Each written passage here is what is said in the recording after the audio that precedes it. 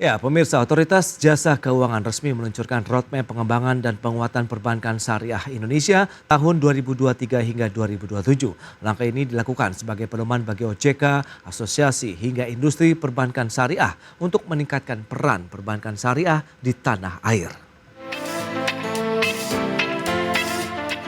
Ketua Dewan Komisioner Otoritas Jasa Keuangan Mahendra Siregar menegaskan, roadmap pengembangan dan penguatan perbankan syariah Indonesia tahun 2023 hingga 2027 diharapkan dapat menjadi pedoman bagi OJK, asosiasi serta industri perbankan syariah dalam menyusun strategi pengembangan dan penguatan perbankan syariah dalam 5 tahun ke depan. Hal ini sekaligus sebagai bentuk komitmen dan langkah konkret OJK untuk mengarahkan masa depan industri perbankan syariah di Indonesia. Selain itu, transformasi perbankan syariah juga diperlukan untuk meningkatkan ketahanan dan daya saing, serta dampak sosial dan ekonomi.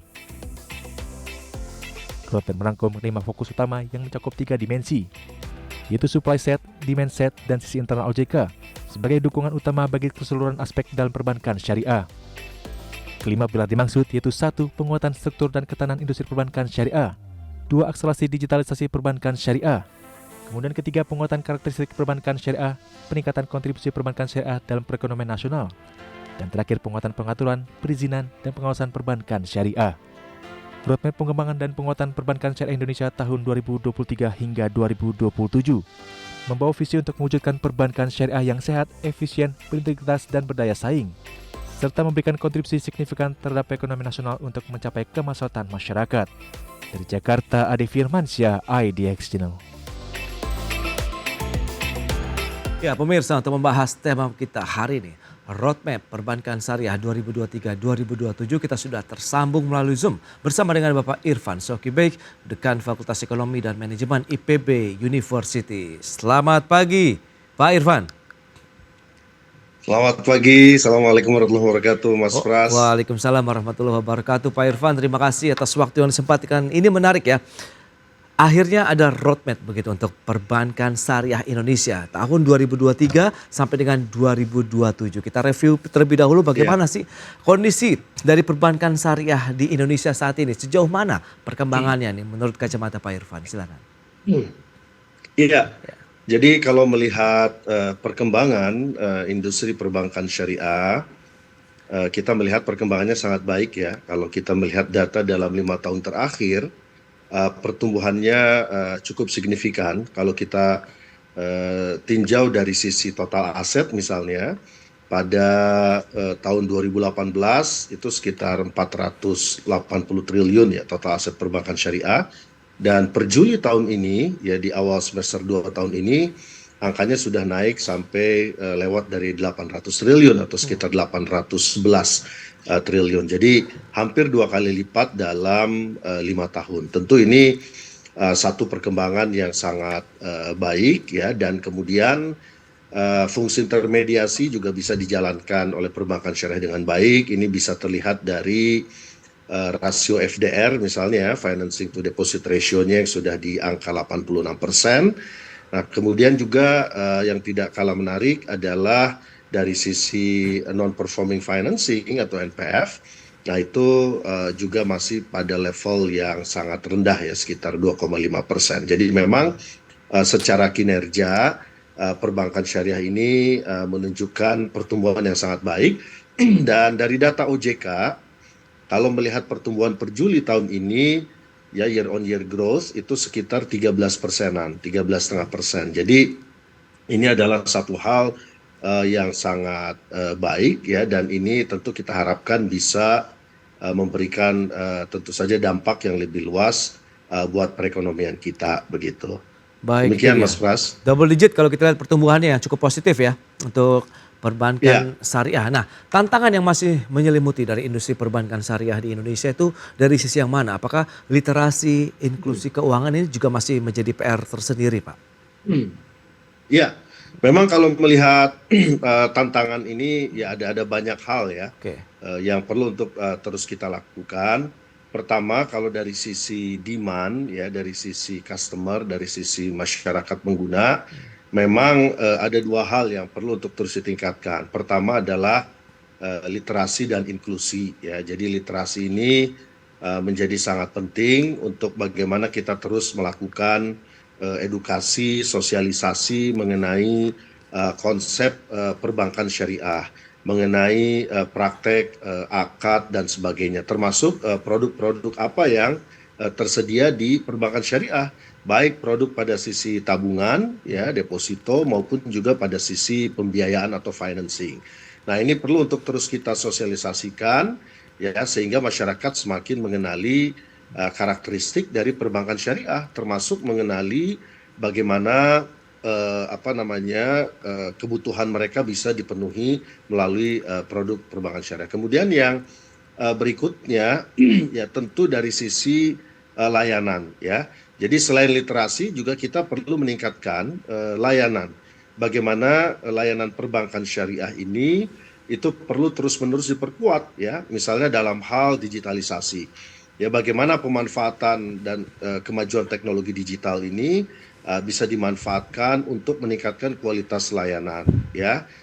Bagaimana misalnya masyarakat bisa dengan mudah membuka rekening tanpa harus datang ke kantor perbankan syariah. Kan beberapa bank syariah sudah mampu melakukan itu, tapi overall ya belum semua industri perbankan syariah ini memiliki kapasitas dan kemampuan untuk itu, ya. Nah, tapi juga di sisi lain terkait dengan pemanfaatan teknologi digital ini juga dari sisi keamanan, ya, bagaimana dari sisi keamanan transaksi ini bisa dijaga, ya, bagaimana sistem teknologi yang digunakan ini juga betul-betul kuat, ya, memiliki resiliensi, daya tahan yang luar biasa sehingga tidak mudah dihack misalnya, ya, tidak mudah down dan sebagainya. Nah, ini yang menurut saya menjadi penting untuk terus mendongkrak permintaan, ya. Jadi dari sisi demand sehingga masyarakat bisa terus semakin terlibat. Nah, kemudian yang juga tidak kalah penting adalah PR kita adalah pada sisi inklusi, ya. PR kita adalah pada sisi akses. Ya, sejauh mana perbankan syariah ini bisa menjadi semakin aksesibel, bisa diakses oleh masyarakat. Nah, sehingga disinilah PR dan tantangan kita untuk misalnya bagaimana menjangkau kelompok-kelompok yang selama ini barangkali excluded, ya, dalam financial system. Kan ini masih banyak, ya. Nah, jadi bagaimana kita bisa mendorong perbankan syariah untuk bisa menjangkau kelompok-kelompok ini, begitu. Nah, ini yang menurut saya menjadi PR. Nah, kemudian yang berikutnya adalah dari sisi bagaimana PR kita ke kontribusi perbankan syariah pada pembangunan ekonomi. Nah, di sini kemampuan untuk menyediakan sumber-sumber pendanaan, ya, dan pembiayaan yang bisa menggerakkan perekonomian masyarakat, ya, dan juga kita berharap keberpihakan pada UMKM ini juga bisa terus dijaga sehingga peran UMKM kontribusi terhadap perekonomian itu bisa semakin besar. Begitu, Mas Pras. Baik, nah kita tahu OJK juga telah meluncurkan roadmap pengembangan dan penguatan perbankan syariah Indonesia 2023-2027 dengan tema Bank Syariah yang unggul untuk masyarakat sejahtera. Nah, apakah ini akhirnya menjadi jawaban begitu, menjadi ya angin segar lah bagi para pelaku industri keuangan syariah ataupun perbankan syariah ini, Pak? Ya, paling tidak dengan roadmap ini kita bisa melihat peta jalan yang akan dilakukan atau dikembangkan oleh OJK sampai dengan tahun 2027, ya. Nah, jadi dengan adanya peta jalan ini kita bisa melihat bagaimana sesungguhnya arah pengembangan dari industri keuangan syariah nasional kita, ya. Yang di dalamnya tentu ada industri perbankan syariah, ada IKNB syariah, dan juga ada industri pasar modal syariah. Nah, jadi saya kira ini menjadi satu angin segar, paling tidak dari sisi para pelaku, ya, mereka kemudian bisa melihat, ya, kira-kira arah pengembangannya akan seperti apa, sektor-sektor yang menjadi prioritas itu akan seperti apa, kemudian hal-hal yang menjadi fokus, ya, bagaimana kita kan bicara roadmap penguatan industri. Nah, tentu kita bicara pilar-pilar. Nah, apa yang kemudian menjadi concern OJK, ya, misalnya kaitan dengan digitalisasi, kaitan dengan resiliensi, misalnya begitu, ya, kaitan dengan kemampuan dari perbankan syariah untuk menyediakan beragam hal, ya, yang bisa memenuhi kebutuhan masyarakat, sehingga keberadaan industri perbankan syariah akan tetap relevan dengan kebutuhan dari masyarakat. Nah, jadi ini menjadi hal sangat penting sehingga dengan adanya roadmap ini paling tidak ya industri bisa mengetahui dan bisa melakukan adaptasi ya sehingga bisa inline nantinya ya apa yang peta jalan yang sudah dibuat Oke. dengan rencana bisnis bank ya masing-masing individu bank syariah ya untuk bagaimana mereka bisa memenuhi sejumlah hal ya Ya. termasuk yang juga tidak kalah penting adalah penguatan fungsi sosial dari perbankan syariah. Ya karena satu hal yang saya lihat dari roadmap ini ya, itu ada satu keinginan yang kuat dari OJK untuk juga menonjolkan sisi karakteristik Oke. nilai value dari perbankan syariah yang membedakannya dengan perbankan konvensional. Nah, di antara Oke. hal yang membedakan itu, nah salah satunya adalah fungsi sosial. Nah, ini saya kira menjadi sangat menarik ya, karena kalau melihat Undang-Undang P2SK ya, itu ada beberapa hal yang menggambarkan dari fungsi sosial ini penguatan. Makanya kenapa kemudian di dalam roadmap itu OJK bicara tentang cash coupling deposit, ya kan, CWLD, OJK juga bicara bagaimana nanti implementasi dari Undang-Undang P2SK yang memberi kesempatan kepada bank syariah untuk menjadi pengelola wakaf uang misalnya. Kan Oke. itu kita bicara fungsi sosial. Nah, seperti ini yang menurut saya menjadi satu sinyal yang bank syariah juga harus menyiapkan diri. Nah, sehingga begitu ini nanti aturan-aturan turunannya, misalnya entah dalam bentuk POJK atau pedoman misalnya muncul tentang bagaimana melaksanakan atau mengeksekusi fungsi sosial ini, nah itu kemudian bank syariah bisa beradaptasi dan kemudian bisa menjalankan fungsi tersebut. Sehingga nanti masyarakat Oke. akan melihat, oh ternyata karakteristik bank syariah itu memang betul-betul berbeda, gitu ya, tidak sama dengan Iya, perbankan iya. konvensional. Itu value yang diangkat begitu ya dengan adanya roadmap yang ingin Betul, di antara value disampaikan. utama ya. Baik, ada 5 pilar juga ini yang diangkat dalam roadmap ini. Yang pertama ada penguatan struktur dan ketahanan industri perbankan syariah, akselerasi digitalisasi perbankan syariah, kemudian penguatan karakteristik perbankan syariah, 4 peningkatan kontribusi perbankan syariah dalam perekonomian nasional dan juga penguatan pengaturan perizinan dan pengawasan perbankan syariah. Nah, kita akan coba bedah satu persatu ini Pak Irfan. Lantas bagaimana dengan struktur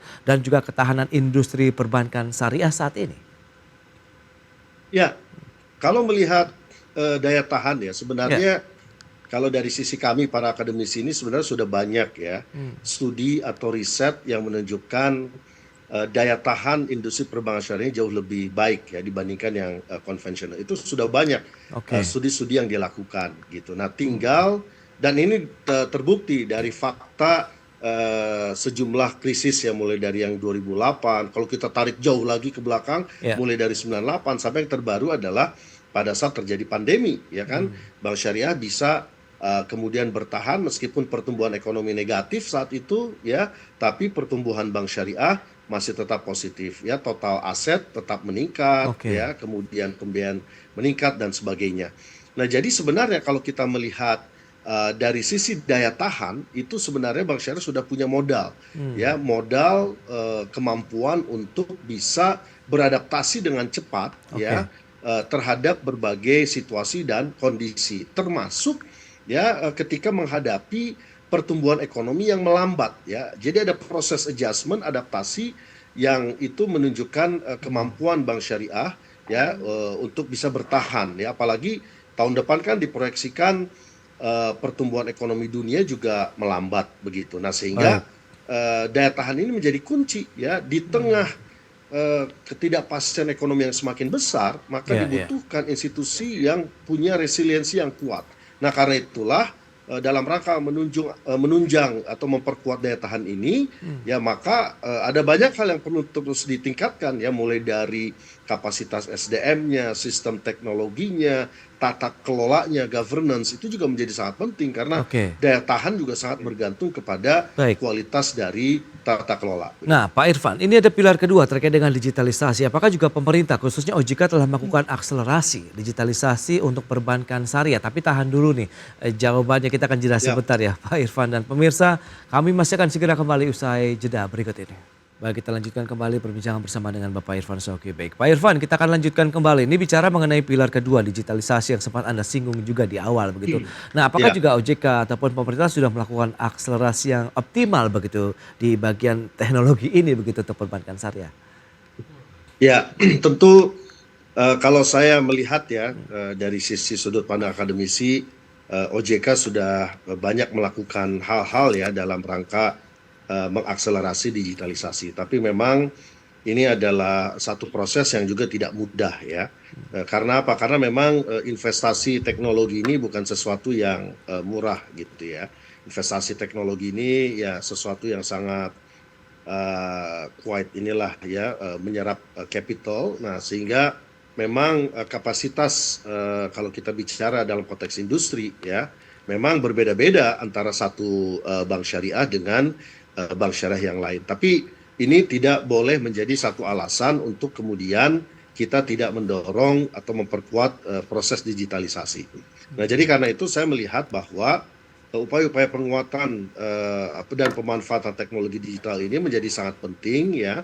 Dan suka tidak suka memang semua harus punya concern ke arah sana gitu ya. Oke. Bukan hanya satu dua bank besar saja, tapi juga memang industri secara keseluruhan harus punya concern. Ya paling tidak ya yang bisa dilakukan adalah bagi bank-bank yang masih punya induk yang konven, nah paling tidak sharing resources ini bisa menjadi salah satu cara ya untuk bagaimana memitigasi dan mengurangi kemungkinan atau mengurangi tadi ya besarnya investasi yang harus dilakukan ya. Demikian pula dengan pemanfaatan teknologi jaringan induk misalnya itu juga bisa dilakukan ya. Jadi pendeknya memang ini harus terus kita dorong dan juga yang tidak kalah penting dan ini selalu saya sampaikan di mana-mana relevansi ya dengan kebutuhan masyarakat.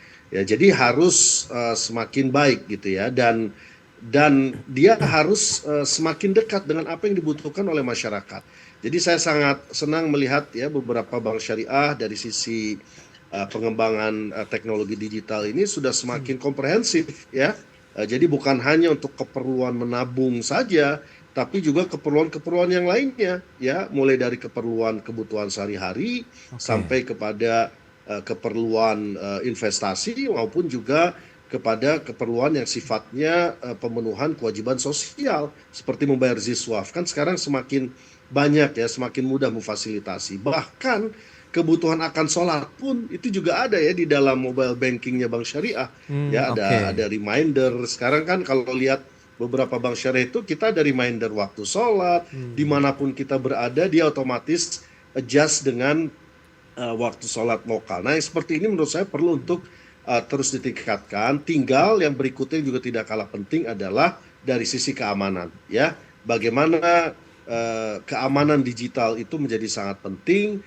Ya, ini adalah bagian dari upaya penguatan digitalisasi bahwa dia harus sistem ini harus kuat, ya, harus tangguh dan aman, ya, tidak mudah goyah ketika ada upaya-upaya untuk melemahkan ya dari pihak eksternal yang mungkin mencoba untuk menggoyang atau melemahkan sistem dari perbankan syariah ini, begitu. Baik, itu dia untuk yang pilar kedua. Nah, selanjutnya ini adalah pilar ketiga, penguatan karakteristik dari perbankan syariah. Nah, lantas seperti apa karakteristik dari perbankan syariah itu sendiri, Pak?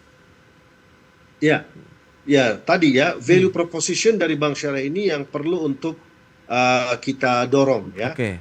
Jadi artinya karakteristik dari perbankan syariah ini kan ada banyak hal ya yang bisa kemudian kalau kita kelola dengan baik ya ini bisa membedakan secara signifikan dengan yang konvensional. Nah, salah satunya adalah tadi yang seperti saya sampaikan yaitu kaitan dengan penerapan fungsi sosial. Nah, itu menurut saya menjadi sesuatu yang sangat menarik ya bahwa ukuran keberhasilan bank syariah itu bukan sekedar financial ratio tapi juga sejauh mana dia bisa memberikan kebermanfaatan ya, kebermanfaatan yang luas kepada masyarakat. Jadi ada unsur maslahah di situ. Maslahah itu adalah satu konsep di mana ada dua dimensi di dalamnya, itu manfaat dan berkah.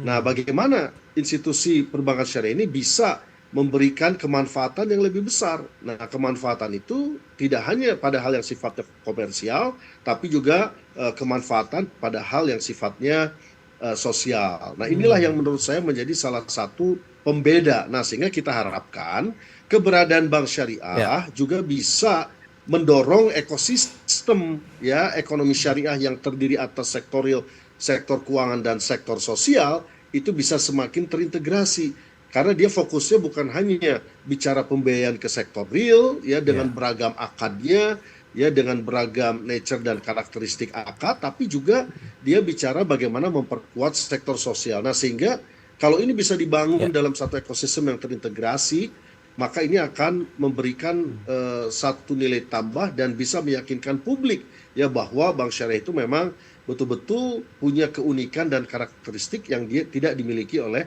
bank konvensional. Baik, itu dia. Berikutnya penguatan dari sisi kontribusi perbankan syariah ini terkait dengan perekonomian nasional. Ya. Seberapa besar saat ini begitu kondisi dan apakah memang harus dikuatkan lagi begitu Pak? Ya. Tentu kalau kita bicara kontribusi ya terhadap terhadap perekonomian nasional ya kontribusi itu bisa dilihat dari beberapa aspek. Tentu yang paling penting yang paling fundamental adalah bank syariah ini harus bisa menggerakkan sektor real. Ya karena sektor real ini adalah mesin dari perekonomian ya dan keberadaan bank syariah ya itu harus bisa mendorong sektor real untuk bergerak, berkembang. Nah, sehingga ketika sektor real ini berkembang, bergerak dengan baik, maka dia bisa memberikan efek-efek positif dan efek-efek multiplier yang besar, ya, baik terhadap pembukaan lapangan pekerjaan, terhadap penyerapan angka pengangguran, ya, terhadap penguatan UMKM misalnya, ya. Nah, itu perlu untuk dilakukan. Nah, sehingga ketika ini bisa dijalankan dengan baik, maka efek terhadap perekonomian akan baik juga karena ujungnya dia akan juga meningkatkan kesejahteraan masyarakat. Nah, sebenarnya keunggulan dari akad keuangan syariah itu adalah semua akad itu basisnya sektorial. Nah, sehingga ketika kita memperbesar volume industri perbankan syariah itu sama dengan sebenarnya kita memperbesar ya volume sumber pendanaan yang akan memperkuat sektorial. Nah, tinggal juga yang perlu diperhatikan adalah dari sisi keadilan, ya, karena kita bicara akses di sini, ya. Akses ini satu hal yang sangat penting. Ini kaitannya dengan inklusi, ya, aspek inklusi. Tinggal bagaimana akses ini bisa dinikmati oleh para pelaku usaha, bukan hanya pelaku usaha besar, tapi juga pelaku usaha kecil dan menengah, gitu. Nah, ini yang menurut saya juga harus kita dorong, nah sehingga penetrasi pembiayaan perbankan syariah kepada pelaku usaha kecil dan menengah ini harus terus kita dorong, kita perkuat sehingga ini akan membuat keseimbangan ya distribusi aset dan kekayaan di negara kita gitu. Karena salah satu problem di negara kita itu adalah ketimpangan yang masih sangat tinggi ya, ketimpangan. Nah, ketimpangan ini hanya bisa direduksi ketika ya kelompok yang ada di tengah ke bawah ini bisa dibuka atau diberikan akses ya pembiayaan yang lebih besar. Nah, sehingga diharapkan ini bisa mereduksi tadi kesenjangan yang ada. Baik, begitu. Pak Irfan, terakhir ini bagaimana dari sisi penguatan, pengaturan, perizinan dan pengawasan perbankan syariah yang masuk dalam pilar kelima untuk roadmap ini? Ya, saya berharap bahwa memang saya menyadari ya bahwa industri perbankan syariah ini bukan lagi highly regulated industry, tapi sebenarnya ultra regulated industry. Kenapa ultra regulated industry? Karena dia bukan hanya kaitan dengan hukum positif, tapi juga ada hukum syariah. Ya, ada hukum agama yang harus juga dipenuhi ya. Dan panduannya tentu adalah fatwa-fatwa DSN MUI yang sudah diadopsi ya menjadi peraturan oleh OJK. Nah, saya berharap OJK bisa terus ya meningkatkan kualitas dari sisi pengaturan, terutama saya ini sih berharap begini, bukan hanya soal kalau bicara pengaturan perizinan, bukan hanya soal prosedur, tapi kita bicara lebih ke substansi. Artinya apa? Selama substansinya bisa tercapai, ya harusnya dari sisi regulasi ada sedikit unsur fleksibilitas. Nah, itu yang menurut saya juga penting begitu, sehingga ketika ada fleksibilitas dari sisi regulasi, selama substansinya tercapai, ya, maka menurut saya itu kerangka aturan ke depan sebaiknya memang seperti itu, supaya daya competitiveness level dari perbankan syariah juga bisa dijaga, gitu ya. Jangan sampai dia kemudian kalah ya, bersaing dengan industri yang lain. Baik. Karena tadi ya aturan yang rigid ya, tapi juga tidak membuka ruang adanya unsur fleksibilitas begitu. Itu dia analisis yang menarik ya terkait dengan 5 pilar dari roadmap perbankan syariah begitu dan tahun 2023 sampai dengan 2027. Semoga ini bisa benar-benar menjadi panduan yang digunakan oleh para stakeholder begitu ya di industri perbankan syariah Indonesia. Baik, Pak Irfan, terima kasih banyak atas waktu dan sharing yang sudah Anda sampaikan kepada pemirsa IDX Channel pada hari ini. Selamat melanjutkan aktivitas Anda kembali. Salam sehat Pak Irfan, terima kasih. Ya, makasih Mas Pras. Assalamualaikum warahmatullahi wabarakatuh. Waalaikumsalam warahmatullahi wabarakatuh. Dan pemirsa, bincang tadi menjadi akhir perjumpaan kita dalam Market Review hari ini. Saya Prasetyo Wibowo beserta kerabat kerja yang bertugas undur diri. Terima kasih dan sampai jumpa.